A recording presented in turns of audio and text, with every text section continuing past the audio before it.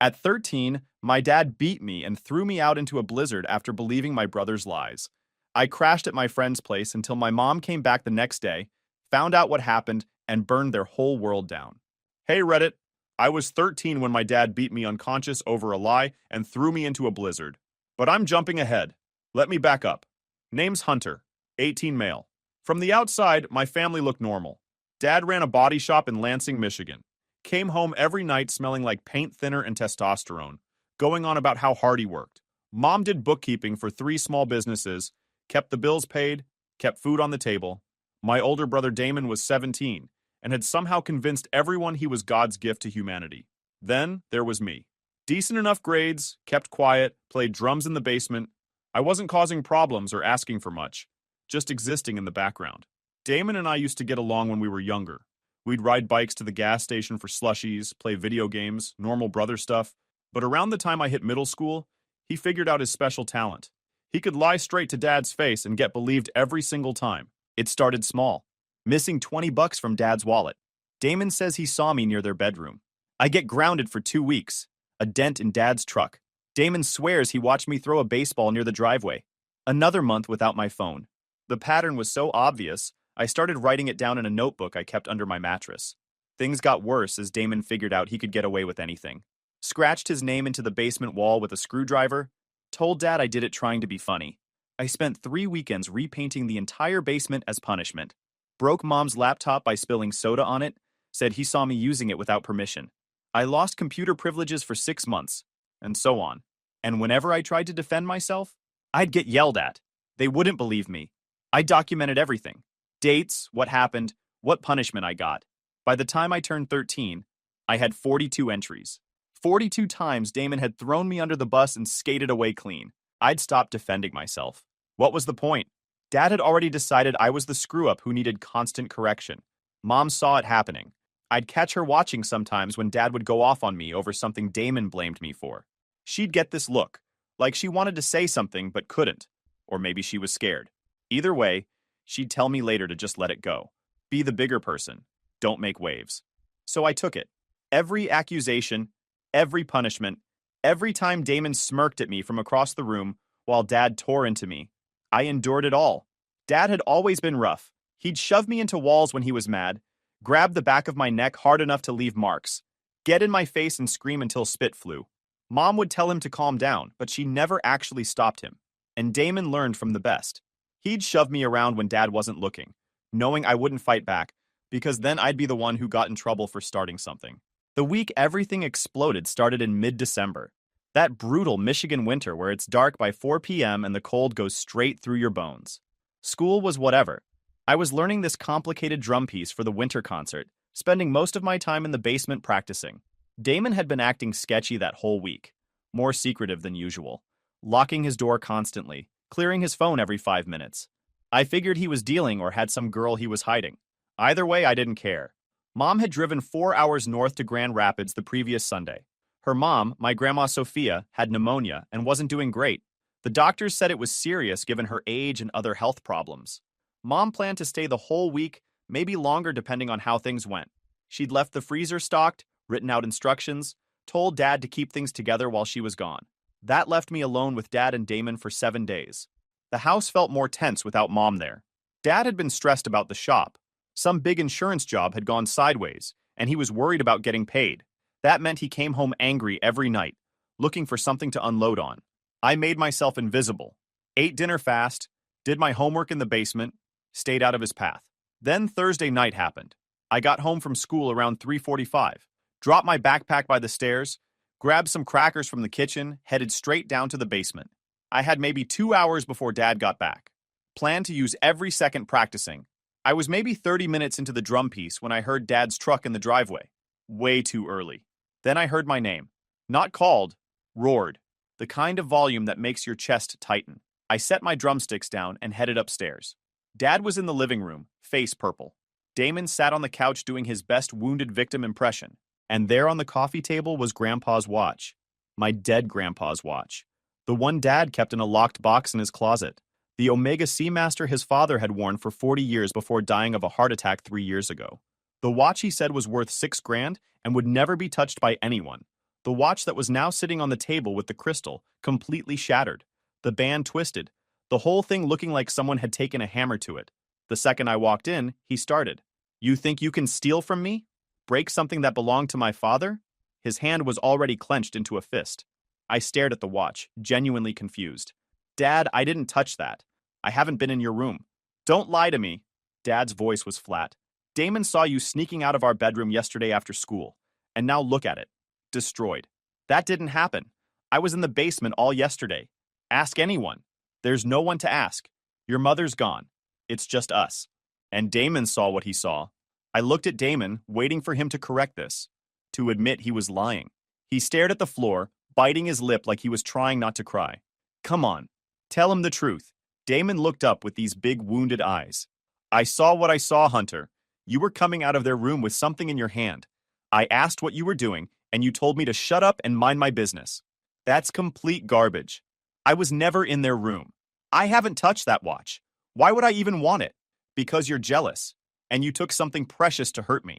Dad's logic didn't even track, but he wasn't operating on logic. He was operating on rage and the assumption that I was always at fault. Get upstairs. You're confined to your room until I figure out what to do with you.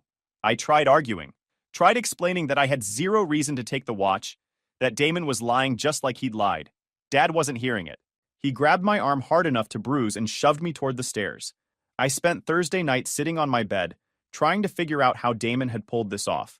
The watch had been locked in Dad's closet, which meant he had either picked the lock or stolen the key. He'd taken it, smashed it, then set me up to take the fall. And Dad bought it without question. The watch was everything to Dad. It was the last piece of his father he had, and Damon had destroyed it just to frame me. And there was nothing I could do about it, because nobody in this house believed a word I said. Friday was worse. I wasn't allowed to leave my room except for bathroom breaks. No phone, no drums, no leaving the house. Dad made me stay home from school. I sat there all day listening to him downstairs, his voice getting louder every hour. He called the insurance company about the watch, called a jeweler about repairs. Each conversation seemed to make him angrier. Damon played his role perfectly. I'd hear him downstairs being the helpful son, offering to make Dad lunch, asking if there was anything he could do. Dad ate it up, told him he was grateful to have at least one son he could count on. I wanted to scream, wanted to grab Dad and shake him, until he saw what was right in front of his face. But I'd learned a long time ago that getting emotional just made things worse. So I sat there, waiting for the hammer to drop. Saturday afternoon, I was lying on my bed when I heard Dad's voice outside my room. Get down here, now! I walked downstairs. He was in the kitchen with Damon. I called your mother, told her what you did. You know what she said? I didn't respond. She said there's no way you'd do something like that. Said Damon must be lying. He paused, letting that hang. She took your side over mine. While her mother's dying 4 hours away, she's defending you. Something in his expression shifted. I spent $65 getting this appraised. Know what they told me? It's totaled. Can't be fixed. $6,000 of sentimental value, gone. His voice dropped. The jeweler said someone took a hammer to it. Multiple strikes. Deliberate. Said whoever did it wanted it destroyed. I didn't do it. Dad moved fast. Grabbed the front of my shirt, slammed me back against the refrigerator hard enough that my head bounced off the metal. Don't you dare lie to my face. Damon stood there watching, not even pretending to be upset. Dad's grip tightened. You're going to pay me back. Every cent. I don't care how long it takes. You're going to work. You're going to hand over every dollar you make, and maybe in 10 years you'll have learned your lesson. I can't pay for something I didn't break. Wrong answer. What happened next is kind of a blur. Dad's first hit caught me across the face. Open palm, hard enough my ears rang. I tasted copper immediately. Tried to stay standing, but my legs weren't cooperating. My vision went spotty. The kitchen floor came up fast. Then he was on me. Fists now, not slapping. The first one caught me in the ribs. Something cracked. Couldn't breathe. Second hit landed in my stomach. Third got my face again. I curled up, tried to protect my head. Useless.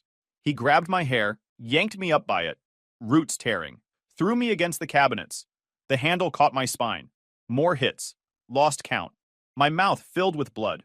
Swallowed some, spat the rest. One of my teeth felt loose. Dad was breathing hard, grunting with each hit like he was working out. I stopped trying to protect myself and just went limp. Damon was still standing there, watching. His phone was out. For a second, I thought he was recording. Then Dad hit me again, and everything went sideways. I don't know how long it lasted. Could have been 30 seconds or 5 minutes. Everything blurred together. When Dad finally stepped back, I was on the floor trying to remember how breathing worked. Every inhale felt like knives in my ribs. Get out! Dad's voice was cold now. Controlled. Get out of my house! I managed to push myself up to sitting. My face felt like it was on fire. There was blood on my shirt. My ribs screamed every time I breathed. Did you hear me? Get out! It's snowing! Like that mattered. Should have thought of that before you destroyed my father's watch. You're not welcome here anymore. Take whatever you can carry and leave. I looked at Damon. He was smiling. Then I pulled myself up using the counter. Everything hurt, but nothing felt broken.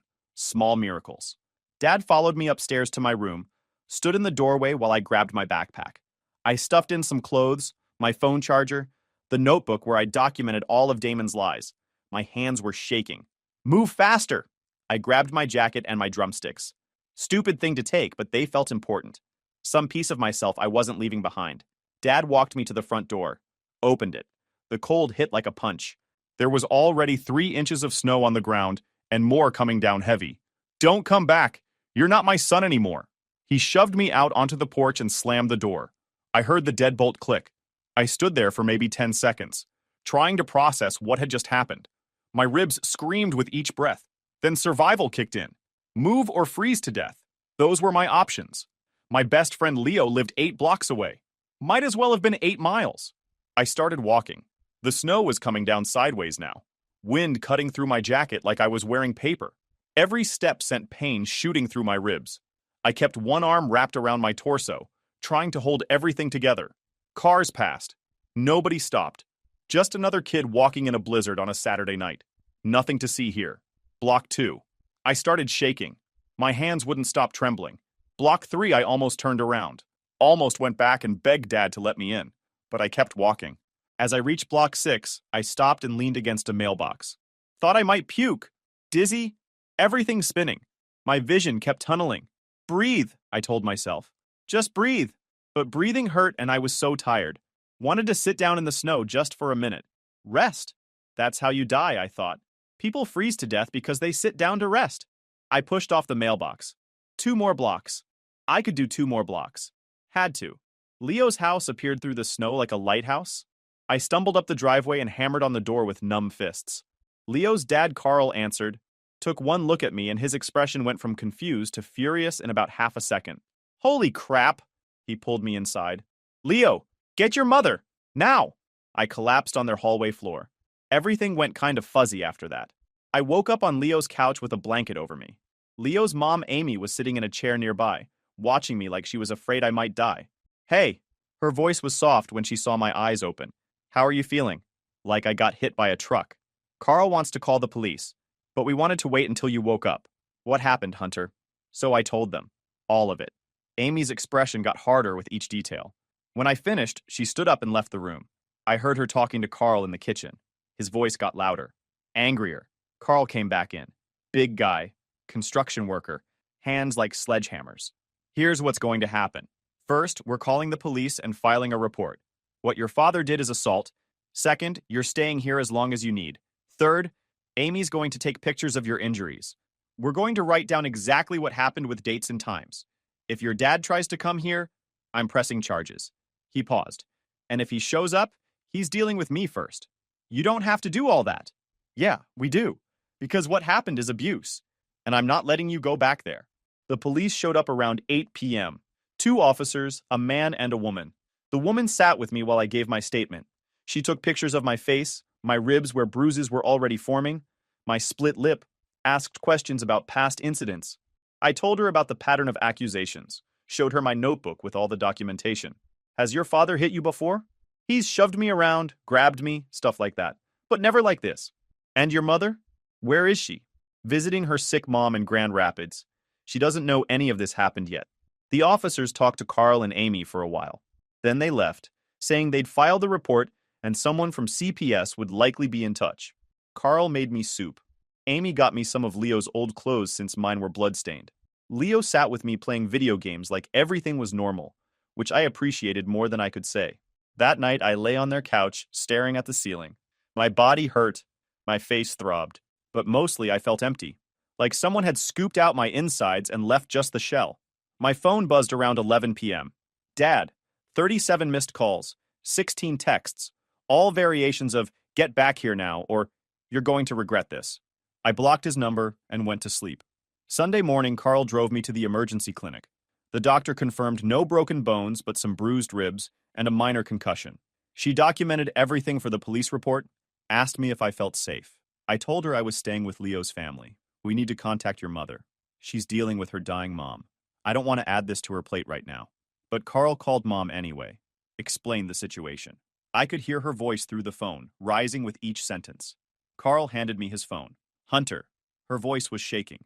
Tell me what happened. All of it. So I did.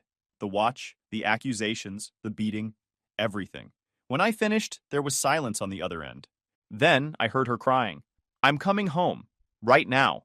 Grandma needs you. You need me more. I'll be there in 4 hours. Stay with Carl and Amy. Don't go anywhere near that house. She hung up.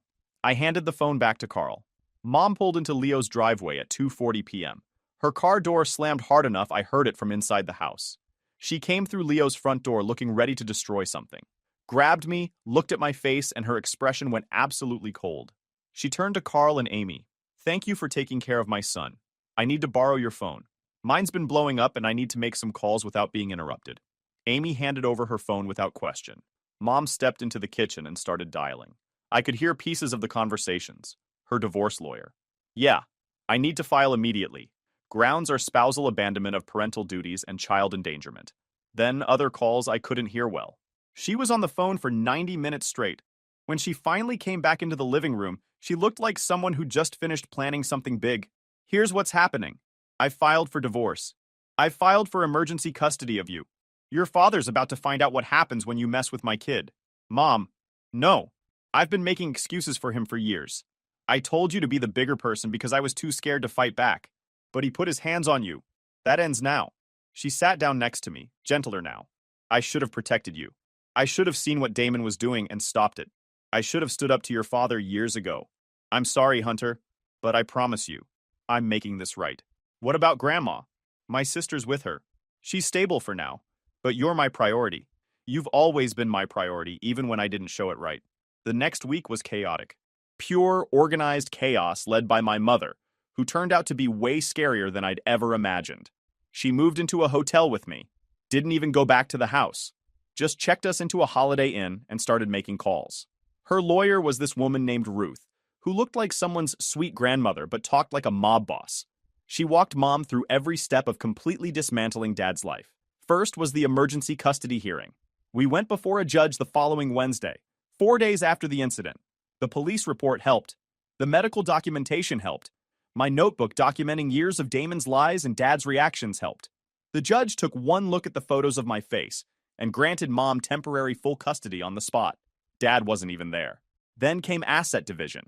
Michigan's a no-fault divorce state, but child abuse changes things. Ruth filed motions for everything.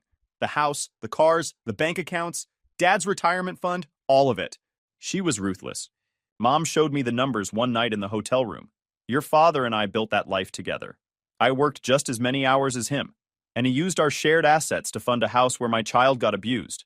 So yeah, I'm taking half of everything. And the house. And primary custody.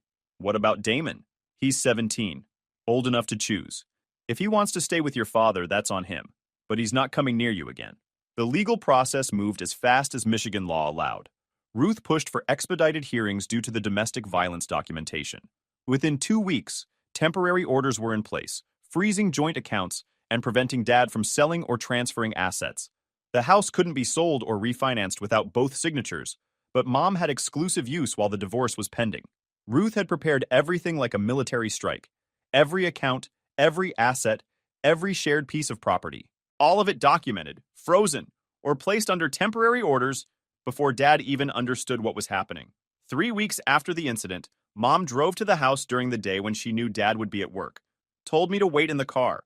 I watched through the windshield as she unlocked the door, walked in, and emerged 20 minutes later with 3 garbage bags of my stuff. Clothes, my drums, my books, everything I'd left behind. Dad's truck wasn't in the driveway. She didn't even have to face him. We're not going back there. I'm finding us an apartment. Something small. We'll start over. What about Dad and Damon?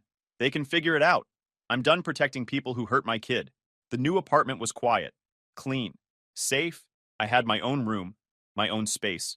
No one barging in to accuse me of things I didn't do. Mom worked from home most days now, keeping an eye on me while I healed. The bruises faded. The ribs stopped hurting.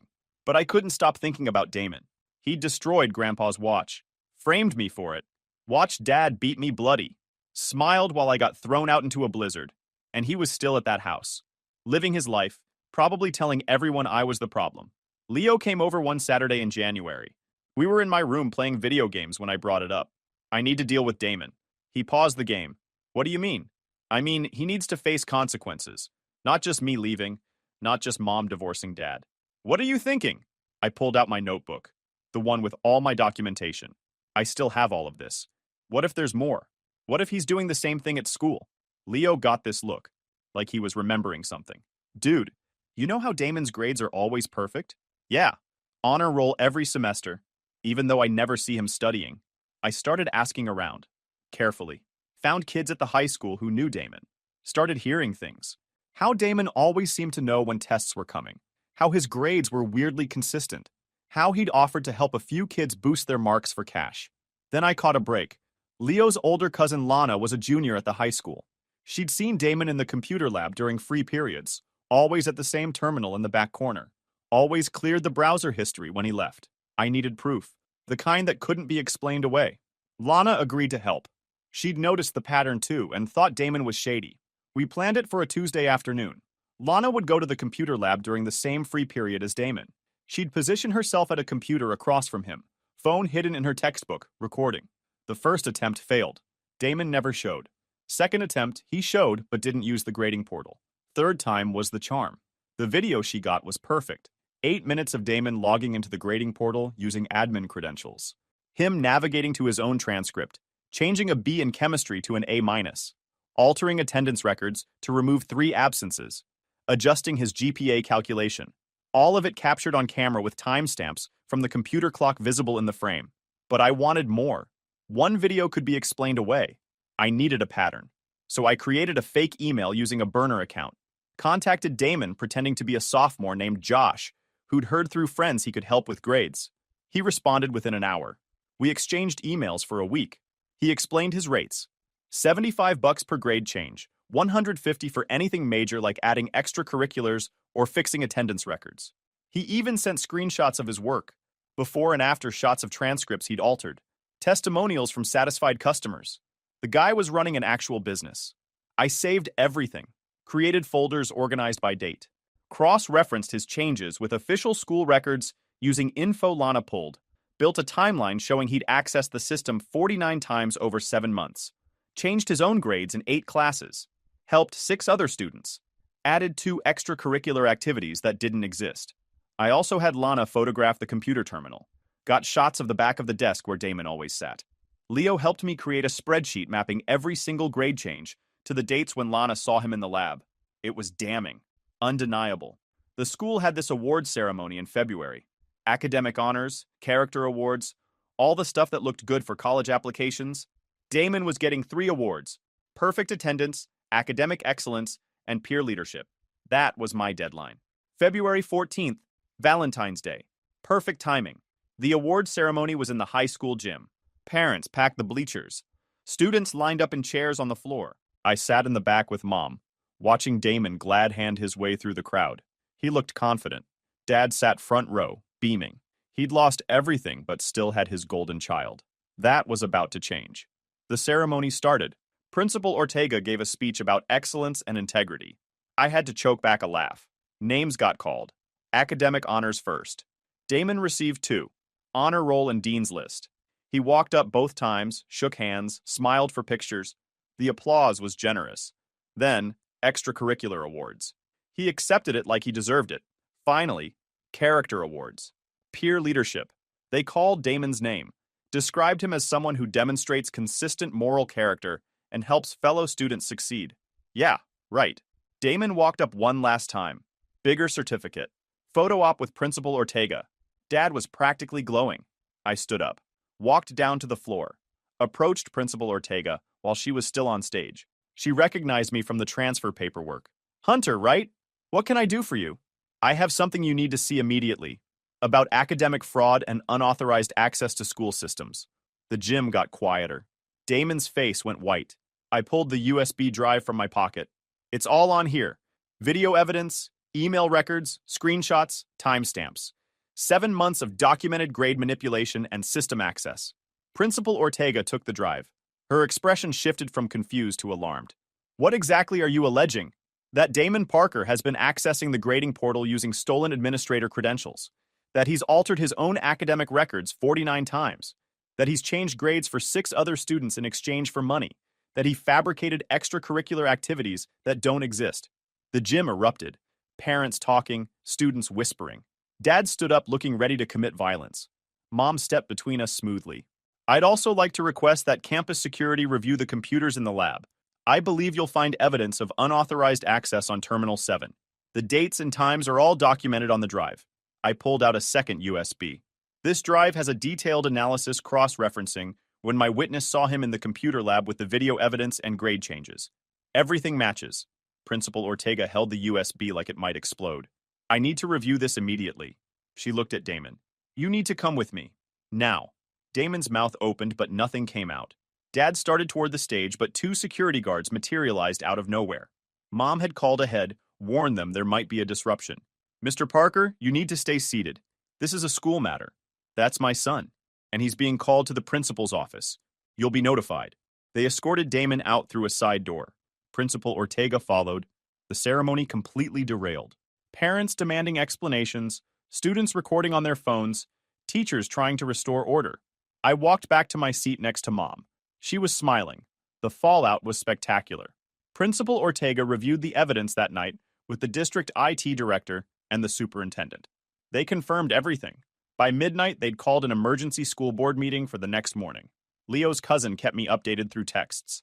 Damon was suspended immediately pending investigation. The 6 students he'd helped got called in for questioning the next day. 2 confessed immediately, throwing Damon under the bus to save themselves. 3 tried lying, but the evidence was bulletproof. 1 actually thanked the administration for catching them before college applications went out. The IT director pulled the school's backup logs. Every single change Damon had made was documented. They could see his original grades, what he changed them to, the exact date and time. His real GPA was 2.8. The fake one he'd created was 3.9. He'd fabricated 17 separate grade changes, deleted 21 absences, and added participation in clubs that didn't exist. The kid had literally invented an entire academic career. The school board voted unanimously to expel Damon, effective immediately. They also referred the case to the county prosecutor for potential charges related to unauthorized computer access and fraud. Damon's college acceptances got rescinded. All 4 schools. 1 sent a letter stating explicitly that academic dishonesty was grounds for permanent ban from future applications. That letter got leaked somehow. Leo swears it wasn't us. The 6 students got varying punishments. 3 got expelled. 2 got suspended for the rest of the semester. 1 got academic probation. All their grades got reverted to the original marks. 2 college applications got destroyed. But here's the best part. The investigation didn't stop at school. The prosecutor's office got involved. They seized Damon's laptop, his phone, everything. Found evidence of the email scheme, the payments, all of it. Built a case for computer fraud, identity theft, and theft by deception. Damon ended up pleading guilty to reduced charges, got sentenced to 2 years probation, 300 hours of community service, and permanent mark on his record. The felony charge got dropped to a misdemeanor as part of the plea deal, but it was still enough to follow him forever. Meanwhile, Dad was dealing with his own problems. The assault charges Carl had filed were moving through the system. Dad's lawyer wanted to plead it down, but Mom's lawyer Ruth blocked it. She wanted this on record. Permanent. Dad ended up pleading no contest to assault and battery.